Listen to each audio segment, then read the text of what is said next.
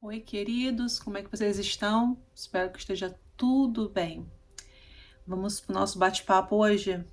Pegou a sua xícara de café, seu chazinho, não sei se você está num lugar quente, sua bebida gelada.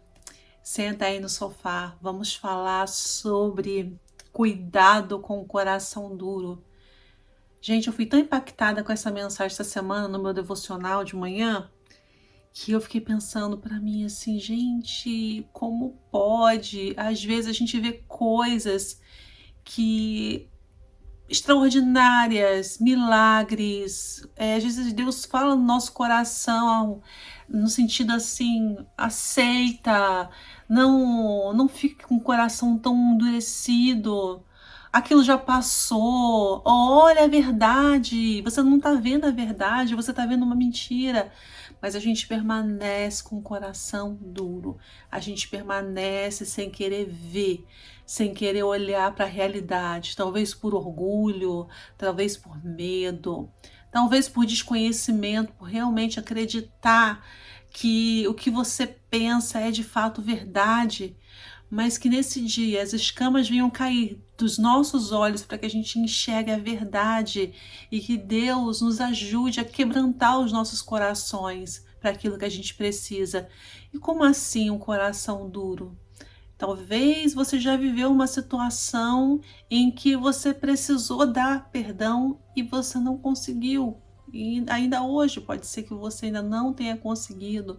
Ou você precisa que alguém faça isso por você e você não consegue. Isso é resultado de um coração duro. Um coração que não passa por cima da própria opinião, que não passa por cima daquele sentimento, eu estou certo. Então, Deus nos convida muitas vezes a olharmos para trás, ao darmos um passo atrás e abrir o nosso coração, abrir a nossa mente para uma segunda chance para o outro e até mesmo para nós. E a palavra que me impactou está lá em João 11. Eu vou ler a partir do 45 até o 51. Vou contextualizar essa passagem. Depois que Jesus ressuscitou Lázaro, lá onde Lázaro morava, todos viram esse milagre.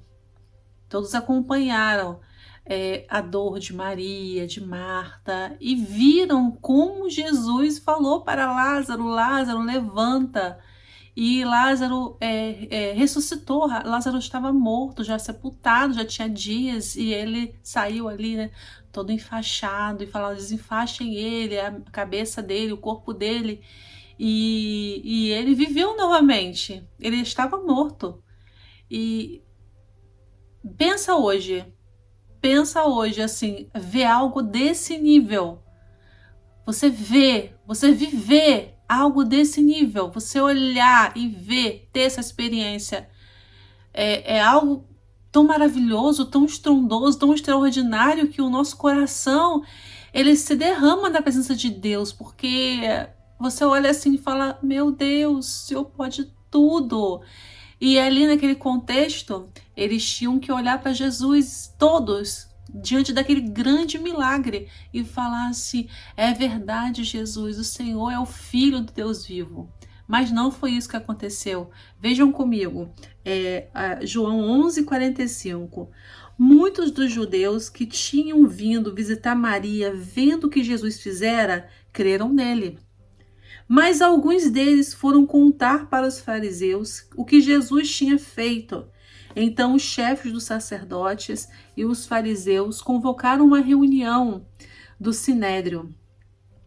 O que estamos fazendo? Perguntaram eles. Aí está esse homem realizando muitos sinais milagrosos. Se deixarmos, todos crerão nele, e então os romanos virão e tirarão tanto o nosso lugar como a nossa nação. Olha aí, gente. Não se olhava, essa parte é muito assim, categórica do que a gente está falando, do coração duro. Eles não olharam para o milagre, para a possibilidade de que aquele fosse de fato Jesus, o Messias. diante daquele grande milagre, o coração deles permaneceu duro. E eles pensaram, não, a gente tem que dar um basta nisso. A gente tem que matá-lo, a gente tem que fazer alguma coisa. E por quê? Porque a gente vai perder o nosso lugar. Pensando aqui no mundo, né? Pensando aqui nessas coisas, né? Na posição social, pensando, né? Em tudo que a gente vive aqui ao nosso redor e não no que é eterno. E aí continua no 49. Então um deles, chamado Caifás, que naquele ano era o sumo sacerdote, tomou a palavra e disse: Nada sabeis, não percebeis que vos é melhor que morra um homem pelo povo e que não mereça toda a nação?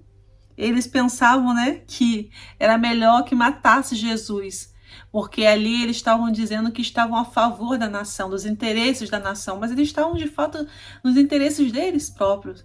E para não perder a posição, né, do homem ali. E ali eles temeram o que Jesus, o que o Messias podia fazer, o movimento que ele podia fazer naquele local, naquela comunidade, no mundo, né, com milagres tão grandes. E aí no 51, ele não disse isso de si mesmo, mas sendo sumo sacerdote naquele ano, profetizou que Jesus morreria pela nação judaica, e não somente por aquela nação, mas também pelos filhos de Deus que estão espalhados para reuni-los num povo. E naquele dia em diante resolveram tirar-lhe a vida. Olha que coisa interessante. Quando esse sacerdote, esse sumo sacerdote Caifás falou, ele falou, todo mundo entendeu acerca dali do que Jesus estava fazendo e que aquilo representava uma ameaça para eles, ameaça para o povo. Mas no final o que ele falava era algo profético, o que ia realmente de fato acontecer. Jesus ia trazer para aquele povo a salvação. Ele morreria por todos eles. Então, aquele entendimento naquele momento que era assim, não, que morra ele para não perecer todos, porque os romanos vão vir, vão ver o que está acontecendo, todo mundo vai perecer. Ali naquele momento, no final, significava profeticamente que Jesus tinha que morrer, mas não era no sentido ali humano, vamos dizer assim, de um homem que estava trazendo um tumulto, vamos falar assim, para uma nação e que representaria um perigo anti-Roma. No caso aqui seria que Jesus de fato iria sim morrer, mas pelo povo, mas não para que o povo não perecesse na terra, mas para que o povo herdasse a vida eterna. Ele veio para nos salvar. Então, embora ali a conotação naquele meio tivesse sido diferente, havia ali um sentido profético na boca do sumo sacerdote. Que interessante isso, né? Não sei se vocês estão conseguindo entender isso. E eu fiquei assim, uau, ele falou certo, embora tivesse entendido errado. Vocês conseguem observar isso? Mas o fato é que a nossa discussão hoje é sobre olharmos para o coração duro, termos cuidado com o coração duro, porque como pode? O que impacta a gente nessa mensagem? Como pode que depois de ver aquele sinal tão grandioso, que era dizer para um morto, vai, sai daí do seu sepulcro e vive. Alguns creram, mas outros olharam para aquela situação e foram correndo procurar, fazer fofoca, né, para os sacerdotes e falar: ai, não, porque se acontecer isso, a gente vai perecer aqui na terra, a gente vai perder nossa posição, muitos de nós vamos perecer nesse sentido assim, do mundo, né, da humanidade, da disputa entre nações. Ele estava num contexto romano, junto com os judeus e tudo mais. Não olhando para o que de fato importa, que é o que nós carregamos e que levamos para a vida eterna, que é a nossa fé, que é o nosso comprometimento com Deus. Quando a gente deixa, por exemplo, de perdoar alguém, o nosso coração está duro, é porque nós estamos com o coração endurecido por essas coisas do mundo. Nós não conseguimos enxergar de fato que Deus nos perdoa todos os dias, o que a grandeza dele tão infinita e maravilhosa, estrondosa que é de nós, e diante de um pedido dele, que ele pede para que a gente perdoe, a gente tem que se render, a gente tem que falar assim: eis-me aqui, Senhor. E em muitas outras coisas que nós ficamos com o coração duro, às vezes algo que a gente tem que fazer e que vai exigir de nós sair da nossa zona de conforto, vai exigir de nós uma certa humilhação, aparente humilhação. Você não quer dar o braço a torcer que o outro tem razão. Ah, não vou dar o braço a torcer. Eu que tenho razão. Por mais que o Espírito Santo toque no teu coração, não é assim. Não é como você está pensando. E que ele tire as escamas dos seus olhos, porque olha só, diante de um milagre, ali era para todo mundo enxergar. Não, eles preferiram continuar com o coração duro, continuar ali voltado para o mundo, para as coisas do mundo, voltado para a própria vaidade, para o sentimento de que eles que sabiam de tudo. Então, essa mensagem hoje, eu espero que seja um convite para nós repensarmos muitas coisas da nossa vida, repensarmos áreas que nós estamos sim com o coração duro e que Deus quer quebrantar, Deus quer trazer renovo, e para trazer o renovo é preciso que nós quebrantemos o nosso coração. O que isso significa? Que nós nos rendamos a Ele, falar: Senhor, eu sou teu, eu vou por cima da carne, da minha vaidade, do meu orgulho, eu vou passar por cima de tudo isso, Senhor, porque eu sei da sua grandeza, eu sei que o Senhor é um Deus poderoso, um Deus que ressuscita mortos, eu sei que o Senhor mandou o teu Filho amado por nós. Quando Jesus estava aqui, ele estava a serviço do Pai, ele estava fazendo os milagres porque o Pai estava com ele. E nós podemos viver hoje coisas tão extraordinárias com Deus, mas nós temos que estar com Ele. E para que nós estejamos com Ele, nós não podemos ser o espírito contrário, vamos dizer assim, como ali nos fariseus, né, do sumo sacerdote. Nós temos que andar no mesmo time que Ele, estarmos juntos dele.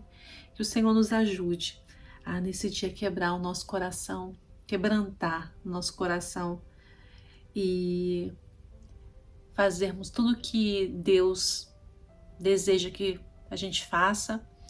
Libere o perdão, deixe o orgulho e siga com Cristo, querendo ser cada vez mais assim, parecidos com Ele, né? Vivendo como Ele viveu e levando todos os ensinamentos dele para nós. Que essa mensagem seja encorajadora, porque olha, é muito forte isso, é muito poderoso o que Jesus fez. Medite nessa passagem, João 11, e contemple a grandiosidade do poder de Jesus através do Pai.